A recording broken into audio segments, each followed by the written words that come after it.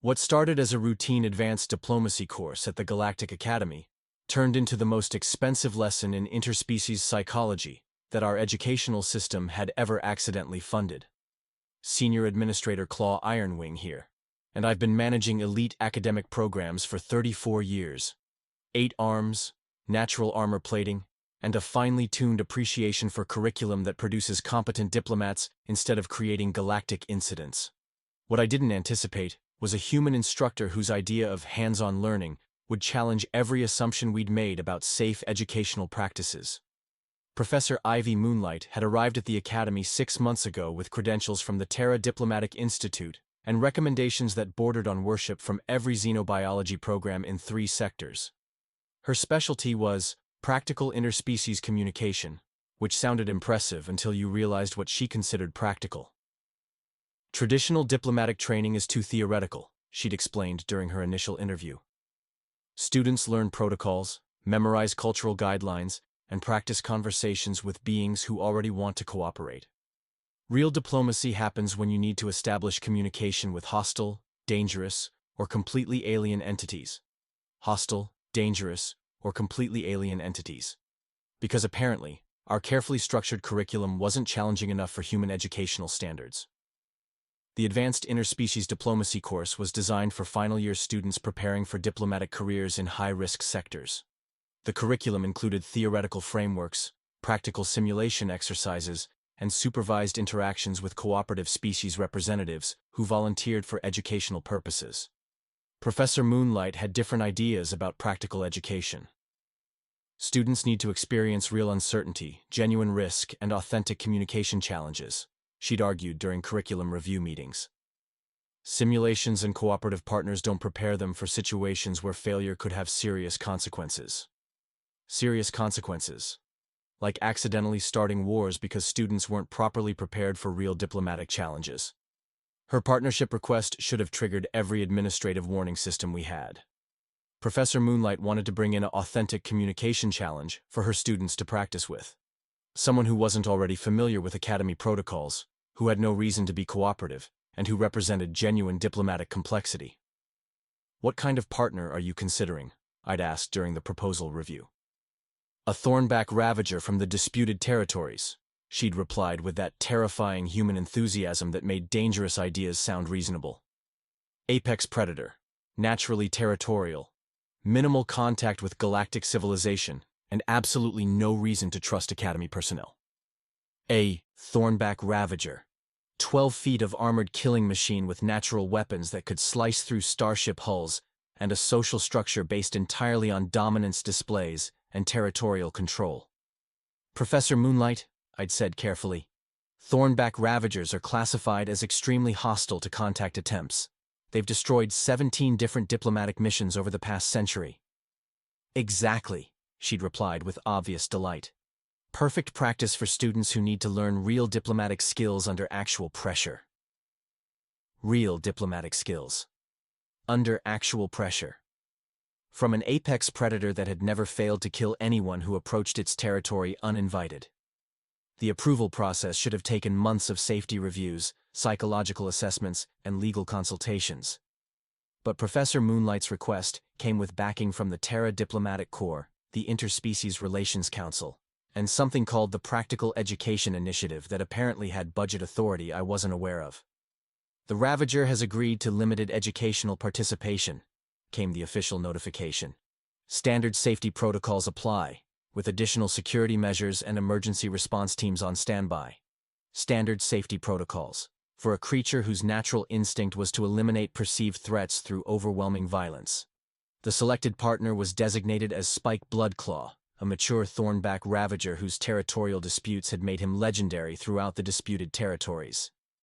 Intelligence reports suggested he was highly intelligent, strategically sophisticated, and absolutely committed to maintaining dominance through any means necessary. "Perfect diplomatic challenge," Professor Moonlight had announced to her class of 12 advanced students. "Spike represents everything you'll encounter in real diplomatic work. Unknown motivations, cultural barriers, communication difficulties, and the potential for serious consequences if negotiations fail." Serious consequences. Right. Because educational failure usually involved academic probation rather than violent death. The classroom had been modified to accommodate a 12-foot apex predator with specialized containment fields, reinforced barriers, and enough security equipment to handle a small military engagement. The students took their positions with obvious nervousness, while Professor Moonlight reviewed the session objectives. Today, you'll be practicing first contact protocols with a genuine unknown entity, she explained cheerfully. No prepared scripts, no cooperative behavior guarantees, no safety nets beyond basic physical protection.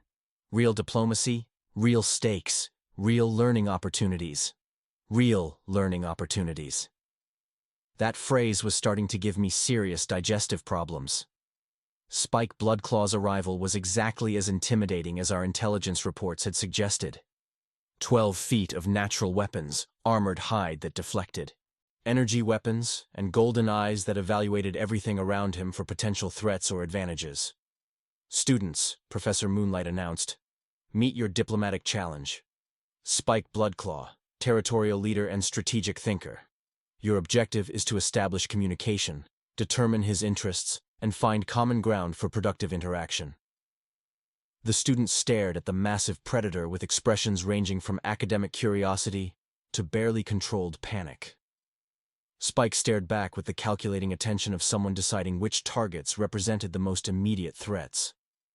"Professor," asked Cadet Steelwing, a promising Thexian whose diplomatic theory scores were exemplary, "what are the established protocols for Thornback communication attempts?"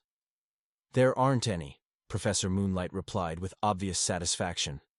"Spike represents a completely unknown diplomatic situation. You'll need to develop protocols as you go. Develop protocols as you go." With an apex predator whose previous encounters with diplomatic missions had ended in violence, the first attempts were predictably disastrous. Students tried formal greeting rituals that Spike ignored, offered gifts that he found either insulting or irrelevant, and attempted communication patterns that clearly annoyed him, rather than establishing rapport. "Remember," Professor Moonlight called out helpfully, "diplomacy isn't about following scripts. It's about reading the situation, adapting to unexpected responses, and finding creative solutions to communication barriers." Creative solutions.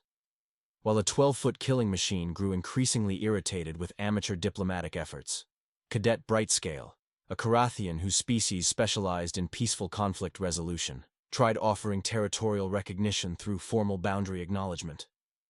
Spike's response was to make a sound that our translation matrix couldn't process, but that clearly conveyed contempt. "Interesting reaction," Professor Moonlight observed. "What do you think that response indicates about Thornback territorial psychology?" "That he's considering which of us to eat first," suggested Cadet Ironheart, a warrior caste representative whose combat training was showing through his diplomatic veneer. Spike's attention fixed on Cadet Ironheart with obvious interest, the kind of interest that suggested he'd just identified a potential challenger rather than a negotiation partner. "Excellent observation," Professor Moonlight said enthusiastically. "Notice how direct acknowledgement of power dynamics gets more engagement than formal diplomatic protocols? Real communication often requires acknowledging uncomfortable realities. Uncomfortable realities. Like the fact that most of her students were now actively contemplating emergency evacuation procedures. The breakthrough came when Cadet Moonwhisper, a quiet Aquatic Federation representative, approached the communication challenge from a completely different angle. "Spike," she said softly, "you're angry." The simple statement caused an immediate change in the Ravager's posture. His threatening stance shifted to something more like attention, his golden eyes focusing on Moonwhisper with genuine curiosity rather than predatory assessment. "Not angry at us specifically," Moonwhisper continued, "but angry about being here, about the situation, about having to deal with people who don't understand anything about your actual concerns." Spike made another sound, this one clearly different from his previous dismissive responses. The translation matrix suggested something between acknowledgement and relief. "You're not here because you wanted to be," Moonwhisper continued with growing confidence. "You're here because someone convinced you this would serve your interests somehow. But now you're stuck in a room with a bunch of students who are trying to practice on you like you're a training exercise instead of a person with real concerns and real problems." The classroom fell absolutely silent. Even Professor Moonlight had stopped her cheerful commentary to watch this unprecedented development in Thornback communication. Spike looked directly at Moonwhisper and spoke for the first time, his voice carrying undertones that the translation matrix struggled to process. Young diplomat understands. Others practice words. You see person. Person. An apex predator had just identified himself as a person rather than a territorial threat or diplomatic challenge. What are your actual concerns? Moonwhisper asked simply. What brought you here? And what would make this worth your time? Spike settled into a more comfortable position, his weapons retracting and his posture becoming conversational rather than threatening. Territory disputes. Galactic expansion threatens traditional hunting grounds. Diplomatic contact necessary, but previous attempts treated Spike as curiosity rather than legitimate territorial authority. Legitimate territorial authority. He wanted recognition as an equal rather than treatment as an exotic specimen or academic exercise. So you agreed to this educational session because it might provide access to actual diplomatic channels? Moonwhisper continued. Correct. But students practice diplomacy on Spike instead of with Spike. Different purpose. The distinction was crucial. The students had been treating him as a learning opportunity rather than a potential ally with legitimate interests and genuine concerns. Professor Moonlight stepped forward with obvious excitement. Class, do you see what just happened? Real diplomacy began when we stopped treating Spike as a problem to solve and started treating him as a person to understand. But as she moved toward the center of the room, something unexpected happened. Spike rose from his relaxed position and moved to intercept her path. Human Instructor, he said with unmistakable authority. You will return to your position. Return to her. Position? Professor Moonlight looked confused. Spike, I'm just facilitating the educational exercise. No, Spike replied firmly. Young Moonwhisper conducts real diplomacy. Human Instructor conducts academic exercise. Spike prefers real diplomacy. With that declaration, the 12-foot apex predator walked directly to Professor Moonlight's instructor position and settled himself into her chair. Or rather, onto the reinforced platform where her chair had been, before it was crushed under several tons of apex predator who had apparently decided to rearrange the classroom hierarchy. Moonwhisper now leads discussion, Spike announced with the authority of someone who had made an executive decision about educational management. Human Instructor can observe and learn. Professor Moonlight stood frozen beside her former position, staring at the apex predator who had just taken over her classroom. The silence that followed was broken only by the sound of reinforced furniture groaning under unexpected weight, and the nervous breathing of students who weren't sure whether they should evacuate or take notes. This is unprecedented, Professor Moonlight said slowly, her usual confidence replaced by academic bewilderment. Spike. Educational protocols require instructor oversight of all classroom activities. Educational protocols created by beings who never negotiate with territorial authorities? Spike replied dismissively. Moonwhisper demonstrates actual diplomatic capability. Human Instructor demonstrates academic theory. Spike chooses practical expertise. Practical expertise. An apex predator had just evaluated human teaching methods and found them inadequate compared to student performance. Sir, I said into my communicator while trying to process the implications of this development, we have a situation in Classroom 7. The apex predator has assumed instructional responsibilities. Clarify assumed instructional responsibilities. Administrator Ironwing, came the response from Academy Command. The Thornback Ravager has taken over the professor's position and is conducting the class according to his own educational philosophy. The pause that followed suggested that Academy Command was experiencing the same cognitive difficulties I was having with this scenario. Is anyone in immediate danger? Came the eventual response. I looked at the classroom where Spike was now addressing the students with obvious authority, while Professor Moonlight stood off to the side, looking like someone whose carefully planned lesson had been hijacked by a more competent educator. No immediate danger, I reported. But the creature appears to have strong opinions about pedagogical methodology. Continue monitoring. Do not intervene unless safety becomes an issue. The communication ended, leaving me to observe what was rapidly becoming the most unusual educational session in Academy history. "Students," Spike announced from his new position. "Human. Instructor's approach treats diplomatic contact as academic exercise. Spike will demonstrate actual diplomatic engagement." Actual diplomatic engagement. The apex predator was critiquing our entire educational framework, while simultaneously implementing his own improved version. "Moon Whisper," Spike continued, addressing the young Aquatic Federation representative. "You established real communication because you recognized Spike as legitimate authority with genuine concerns. Other students practiced diplomatic scripts without understanding purpose. The other students looked uncomfortable, as their approach was systematically criticized by someone whose opinion carried the weight of lived experience, rather than theoretical knowledge." "Cadet Steelwing," Spike said, turning to the Thexian whose formal protocols had been completely ineffective. "Your greeting rituals assume shared cultural framework. When approaching unknown entities, cultural assumptions create barriers rather than bridges." Cadet Steelwing nodded nervously. "How should first contact protocols be modified for entities with unknown cultural backgrounds?" "Observe. Listen. Respond to actual behavior rather than expected behavior," Spike replied with the patience of someone explaining obvious truths to slow learners. Moon Whisper succeeded because she addressed Spike's emotional state rather than following predetermined script. The lesson was becoming a masterclass in practical diplomacy, delivered by someone who had never attended diplomatic school but had extensive experience being on the receiving end of failed diplomatic attempts. "Cadet Brightscale," Spike continued. "Your territorial recognition offer assumed Spike wanted validation from Galactic Authority. Wrong assumption. Spike wants mutual respect between equals, not permission from superior beings."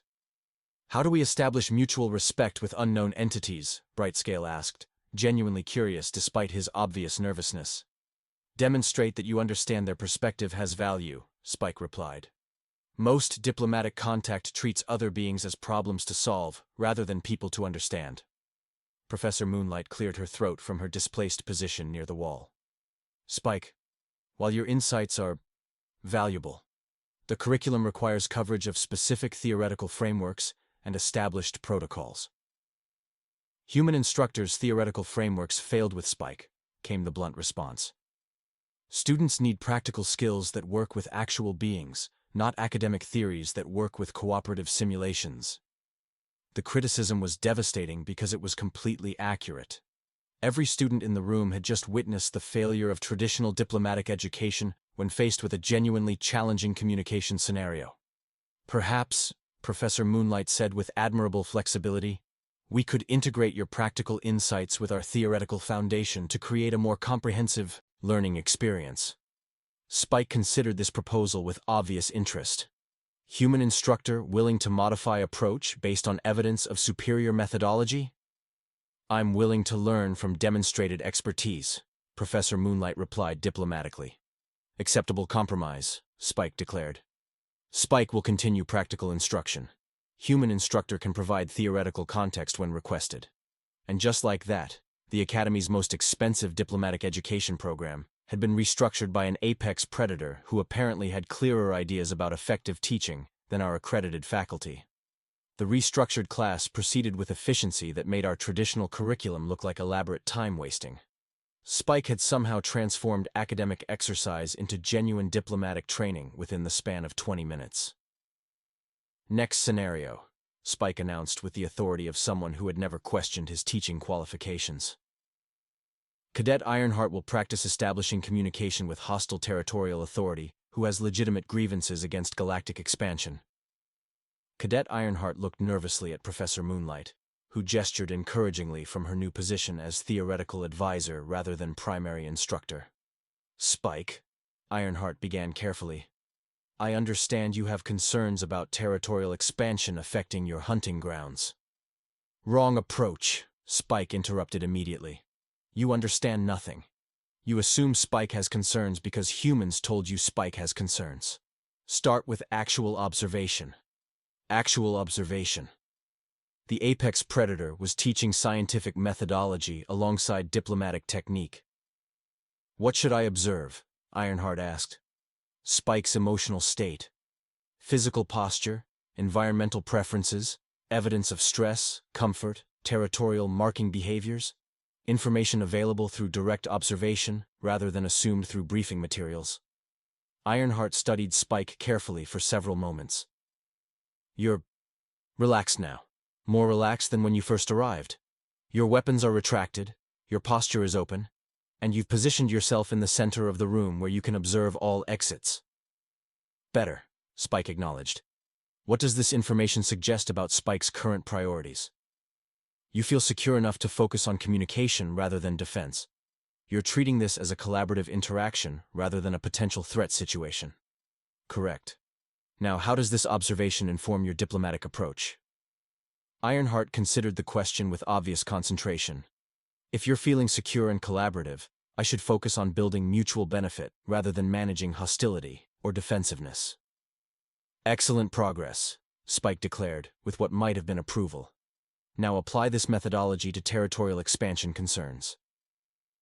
Rather than assuming you're hostile to expansion, I should observe what evidence suggests about your actual relationship to territorial changes.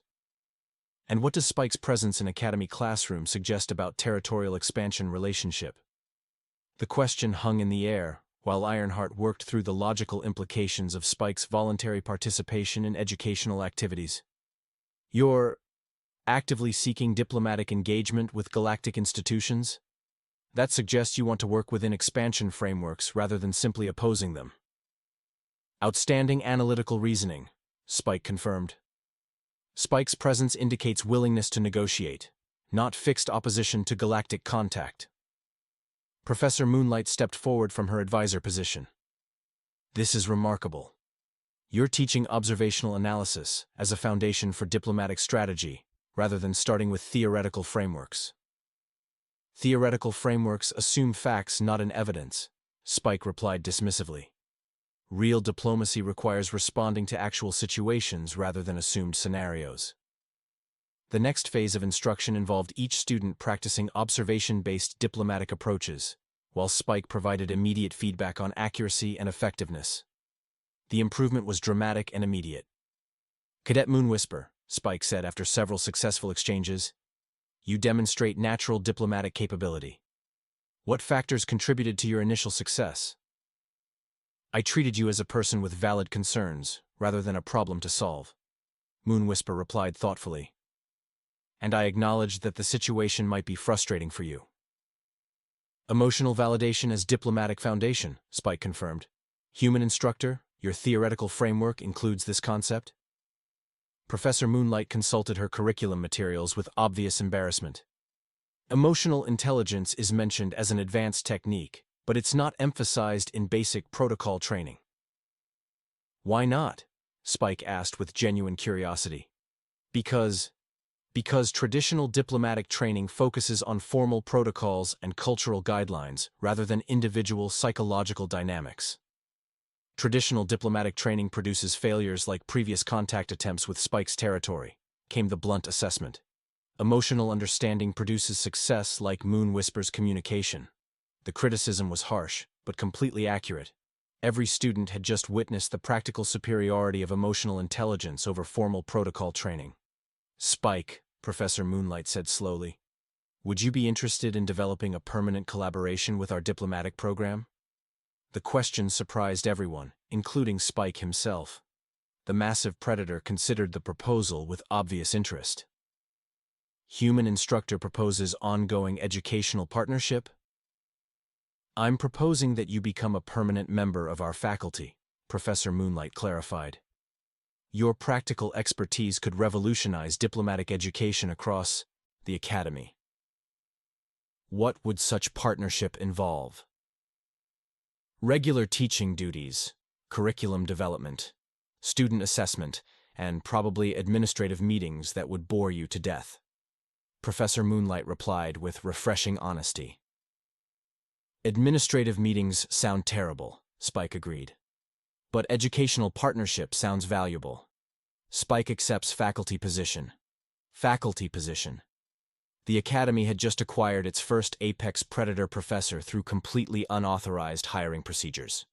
Sir, I said into my communicator with growing alarm, the Thornback Ravager has accepted permanent employment as Academy faculty. Clarify permanent employment, Administrator Ironwing.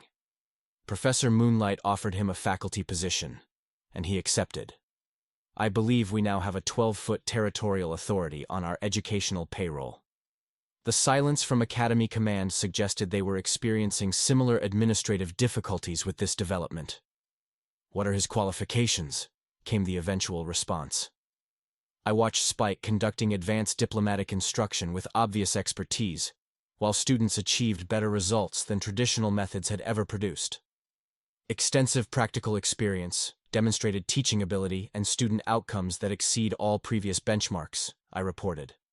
Also, he's completely revolutionized our approach to diplomatic education. Approved, came the surprisingly quick response. Process the paperwork. 3 months later, I submitted my final report on what had become known as the practical diplomacy revolution. Spike's teaching methods had been adopted throughout the Academy's diplomatic programs, producing graduates whose real-world success rates exceeded anything in our institutional history. Professor Spike Bloodclaw became the Academy's most popular instructor, though his teaching evaluations consistently noted that he had strong opinions about theoretical approaches and tends to redesign curriculum during class. Professor Moonlight transitioned to a joint teaching arrangement that combined her theoretical expertise with Spike's practical knowledge. Their collaborative approach produced the most comprehensive diplomatic training program in galactic education. You know, Professor Moonlight told me during one of our regular faculty meetings, I think the most important lesson from this experience is that expertise comes in unexpected forms. Such as apex predators who understand people better than trained diplomats understand protocols.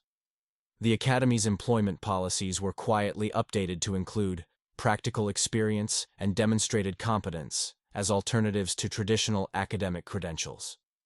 The change attracted faculty from across the galaxy, many of whom had been excluded from educational opportunities due to species bias or unconventional backgrounds. Administrator Ironwing, Spike said during one of his office hours. Spike has proposal for further curriculum development. What kind of proposal? I asked. Though experience had taught me to expect creative suggestions from our apex predator faculty member. Exchange program. Academy students spend time in territorial regions, learning practical diplomacy with various species under field conditions. Field conditions. With apex predators. In their natural territories. Spike, that sounds incredibly dangerous. Less dangerous than sending unprepared diplomats into real situations after graduation, he replied with irrefutable logic. Better to learn practical skills in controlled field environment than discover inadequate preparation during actual diplomatic crisis. 6 months later, the Academy's field diplomacy program became the most sought-after educational experience in the galactic diplomatic community. Students returned from territorial exchanges with skills that no traditional classroom could provide. Professor Spike, I said during our end-of-semester review, do you ever regret leaving territorial leadership for academic life? Spike did not leave territorial leadership, he replied with obvious amusement. Spike expanded territorial influence to include educational institutions. Much more effective than traditional boundary disputes. Educational conquest. Of course. Our apex predator faculty member had achieved territorial expansion through institutional reform rather than military action. Besides, Spike continued, teaching young diplomats produces long-term strategic advantage. Better to influence diplomatic training than fight diplomatic failures. Strategic thinking that operated on generational timescales rather than immediate territorial gains. Professor Moonlight was right about one thing, I admitted. What thing? Expertise does come in unexpected forms. We learned more about effective education from you than from decades of traditional academic development. Spike made the rumbling sound that indicated contentment. Human Instructor demonstrated wisdom by recognizing superior methodology when presented with evidence. Most authority figures defend failed approaches instead of adopting successful alternatives. And what did you learn from the experience?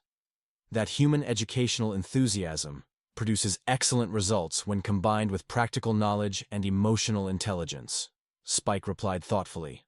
Also, that crushing furniture is surprisingly satisfying. Looking around at an academy transformed by the insights of an apex predator who had accidentally become our most effective educator. I realized that sometimes the best way to improve established systems is to hand them over to someone who has no investment in preserving their existing failures. But the real test of our transformed educational philosophy came 18 months later, when the Galactic Diplomatic Corps faced their first major crisis since implementing Academy-trained graduates using Spike's methodologies. Administrator, Iron Wing, came the urgent transmission from Sector Command. We have a developing situation in the neutral zone. 3 civilizations are on the brink of war over resource allocation disputes, and traditional diplomatic approaches have failed completely. Resource allocation disputes. The kind of multi-party territorial conflict that had historically required military intervention because diplomatic solutions were considered impossible. What's the current status? I asked, though I suspected I knew where this conversation was headed. Ambassador Moonwhisper is requesting immediate consultation with Professor Spike and authorization to implement experimental field diplomacy protocols. Ambassador Moonwhisper. Our former student had become the Corps' youngest ambassador after demonstrating unprecedented success in territorial negotiations throughout 3 sectors. Experimental protocols involving what exactly? Direct territorial mediation using apex predator consultation and emotional intelligence frameworks. She wants to bring Professor Spike to the conflict zone as co-negotiator. Co-negotiator. A Thornback Ravager serving as official diplomatic representative of the Galactic Corps. Sir, I said into my communicator, are we seriously considering sending an apex predator into active conflict mediation? We're considering sending our most effective diplomatic instructor into a situation where traditional approaches have failed, came the response. Professor Spike's success rate in territorial disputes is 100%. 100%. Because when apex predators negotiate, failure usually means death, which creates strong incentives for finding solutions that work. The mission briefing took place in our largest conference facility, with Professor Spike occupying his specially reinforced position at the head of the table, while Professor Moonlight provided theoretical context and Ambassador Moonwhisper outlined the crisis parameters.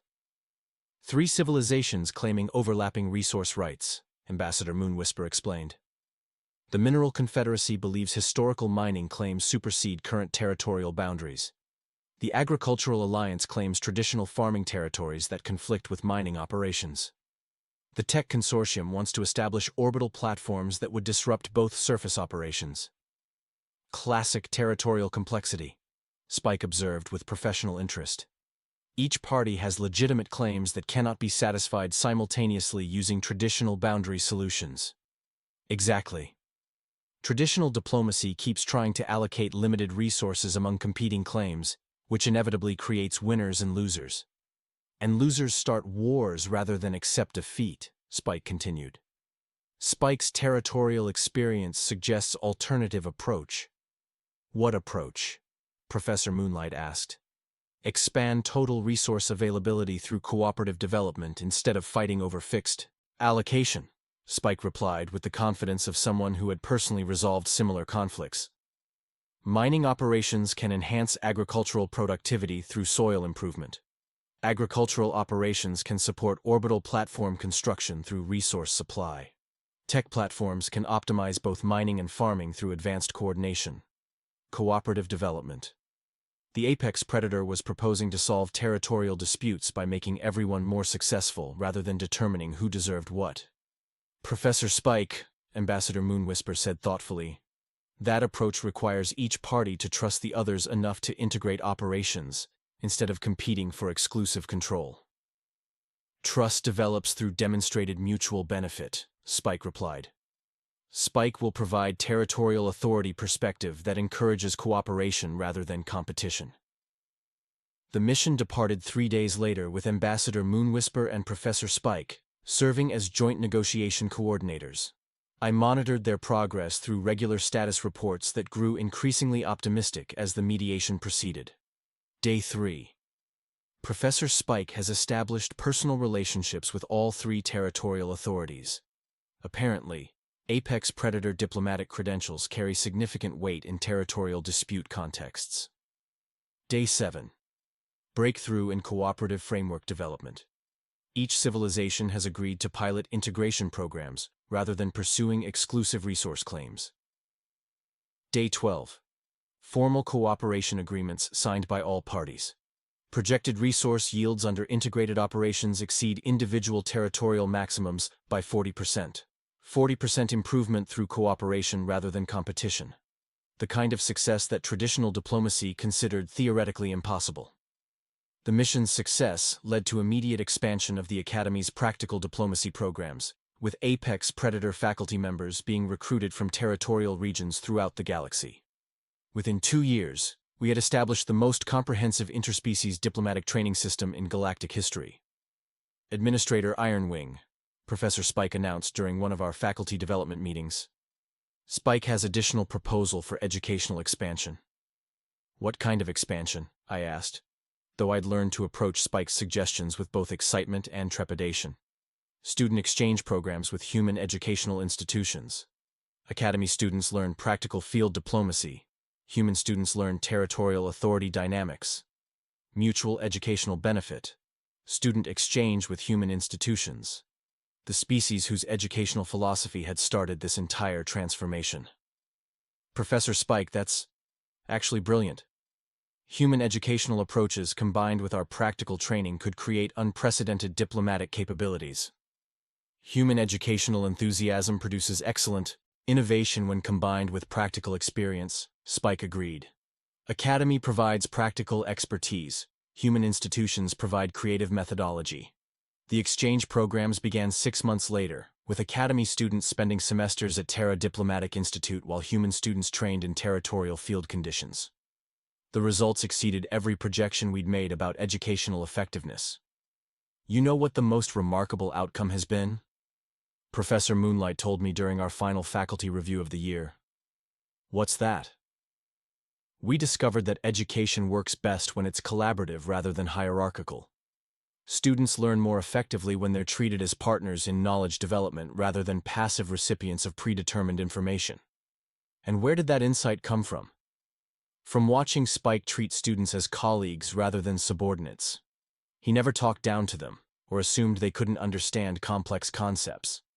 He just provided information and let them draw their own conclusions. The Academy's graduation ceremony that year featured the largest class in our institutional history, with success rates that exceeded anything in our records. Ambassador Moonwhisper delivered the keynote address about practical diplomacy as collaborative problem-solving rather than competitive negotiation. Professor Spike, I said, as we watched the graduates receive their certifications, do you have any regrets about leaving territorial leadership for educational life? Spike never left territorial leadership, he replied with obvious satisfaction. Spike expanded territorial influence to include entire galactic diplomatic system, much more effective than traditional boundary expansion. And what about the Academy? Any regrets about our educational transformation? Only regret is that transformation took so long, Spike said thoughtfully. Academy could have achieved current effectiveness decades ago if traditional educational authority had been more willing to learn from practical expertise. Watching our graduates prepare for diplomatic careers that would reshape interspecies relations throughout the galaxy, I realized that the most important lesson from this entire experience wasn't about diplomacy or education or territorial management. It was about the courage to admit when existing approaches aren't working and the wisdom to learn from anyone who demonstrates better alternatives, regardless of their species, background, or tendency to redesign furniture through casual destruction. Professor Moonlight, I said as the ceremony concluded, what do you think the long-term impact of this educational revolution will be? I think, she replied with that radiant human optimism that had started everything. We've proven that learning never stops. Expertise comes from unexpected places, and the best teachers are often the ones who challenge everything you thought you knew about how things should work. And as I watched Professor Spike carefully navigating the post-ceremony reception, without crushing any more furniture while students from dozens of species sought his advice on practical diplomacy, I realized that sometimes the greatest educational innovations come not from academic research or theoretical development, but from someone brave enough to hand over authority to those who know how to use it more effectively. Even when those people happen to be 12-foot apex predators with strong opinions about pedagogical methodology and a complete disregard for traditional academic hierarchy.